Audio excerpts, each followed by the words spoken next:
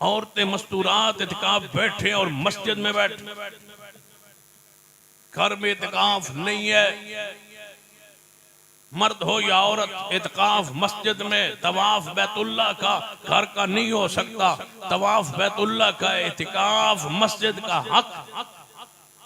ला इत्काफा इल्ला फी मस्जिद वला तुबाशिरुहुन्ना व अंतुम आकिफून फिल मसाजिद। नहीं है औरतों का घर में इत्काफ।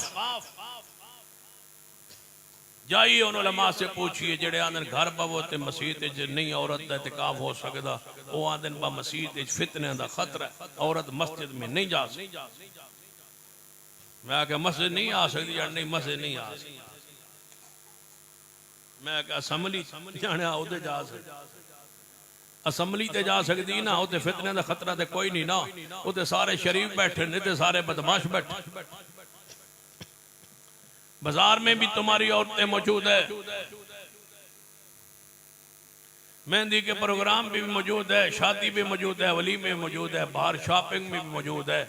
सिर्फ शरारत है तो सारी मस्जिद के साथ, बुग़्ज़ है तो मस्जिद के साथ। मस्जिद में इत्काफ नहीं है, सुन लीजिए, इत्काफ है ही मस्जिद में, घर में इत्काफ नहीं है। सारी कायनात की बेहतरीन खवातीन उम्महातुल मोमिनीन है। खोलिए सहीह बुखारी, इत्काफ किया था तो मस्जिद नबवी में। अब भी औरतें इत्काफ मस्जिद नबवी में करती हैं, बैतुल्लाह में करती है। इत्काफ है ही मस्जिद का। जी औरत घर बैठी है इत्काफ, वो इत्काफ नहीं बैठी, हो घर बैठी नहीं है उसका इत्काफ। अपने आप को वो खास करके बैठी है इबादत के लिए, वो बैठी रहे। इत्काफ नहीं है, इत्काफ की नीयत ही नहीं है, इत्काफ का इरादा ही नहीं है, इत्काफ की वो जगह ही नहीं है, इत्काफ के लिए वो जगह है ही नहीं। इत्काफ का जगह अल्लाह ने बनाई मस्जिद को है।